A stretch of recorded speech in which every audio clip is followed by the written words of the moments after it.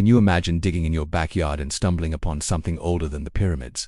Well, for some farmers in America, this wasn't just a fantasy. Deep beneath the soil of what is now American farmland, a discovery was made that could rewrite history as we know it. An ancient ship, seemingly out of place and out of time. How did it get there? Who built it? And what secrets has it been holding for thousands of years?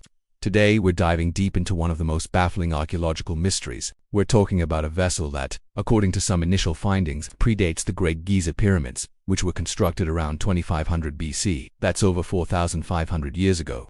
The very idea is mind-boggling. Most of what we know about ancient seafaring points to civilizations in the Mediterranean, like the Egyptians and the Phoenicians. The thought of a sophisticated ship being buried in the middle of the American continent thousands of years ago challenges everything we thought we knew about early human migration and technology. So, let's set the scene. The story unfolds not on a sandy beach or a rocky coast, but in the heartland of America. Picture vast fields of corn and wheat stretching as far as the eye can see. Decades ago, reports began to surface from various locations, from the Midwest plains to the fertile valleys of the Mississippi River Basin. Farmers, while plowing their fields or digging irrigation ditches, would hit something solid.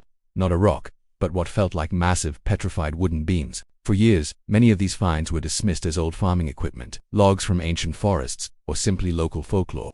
They were intriguing, but never investigated on a grand scale. That all changed when a team of dedicated local historians and amateur archaeologists decided to take these stories seriously.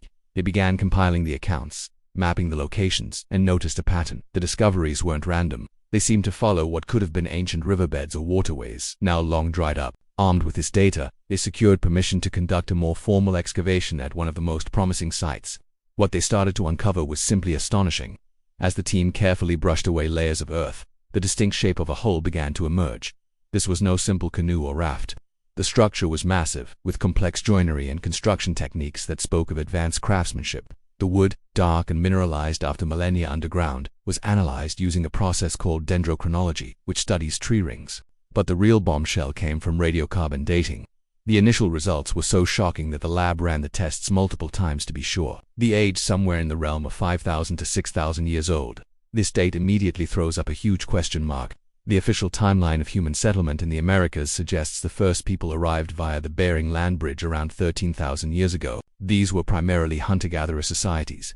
The development of large, complex societies with the resources and knowledge to build ocean-going vessels is thought to have happened much later. So, who could have built this ship? One of the leading theories points to a forgotten chapter of human history. Could there have been a prehistoric maritime culture that we know nothing about?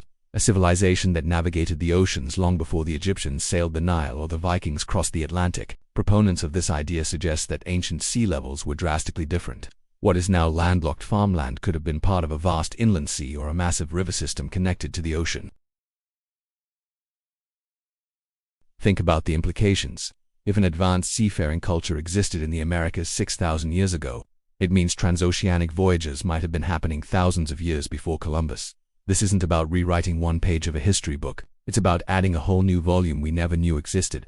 Who were these people? Where did they come from and where were they going? Of course, with any groundbreaking discovery comes intense scrutiny and skepticism, and rightly so. The scientific community is buzzing with debate. Some archaeologists argue that the carbon dating results could be contaminated. The soil in which the ship was found contains ancient organic material, which could have skewed the readings, making the wood appear older than it actually is. They propose that the ship might be much younger, perhaps belonging to early European settlers or even Native American tribes from a more recent but still historically significant period. For instance, some Native American cultures, like those of the Mississippian period, were known for their extensive trade networks along rivers, and while they primarily used canoes, the possibility of larger vessels can't be entirely ruled out. Another point of contention is the technology itself. The construction techniques observed on the ship, things like mortise and tenon joints, which were a hallmark of ancient Egyptian shipbuilding, are incredibly sophisticated. If a similar technology developed independently in the Americas, it would be a remarkable case of parallel evolution. However, skeptics wonder if it is more likely that the dating is wrong or that the object isn't a ship at all. Could it be the remains of a large ceremonial structure built on the banks of an ancient river? Without more context or artifacts found on board, it's difficult to say for sure. And that brings us to the most exciting part, the ongoing investigation. The team is now expanding the excavation site. They're searching for any artifacts that might have been left on board. Pottery, tools, remnants of cargo, or even human remains could provide the clues needed to solve this puzzle. Imagine finding tools made of a metal not native to the Americas, or pottery with designs that link it to a known culture from across the ocean. Each new discovery has the potential to be the key that unlocks the entire mystery. This story also reminds us of other out-of-place artifacts found around the world, objects that seem to appear in a time or place they do not belong.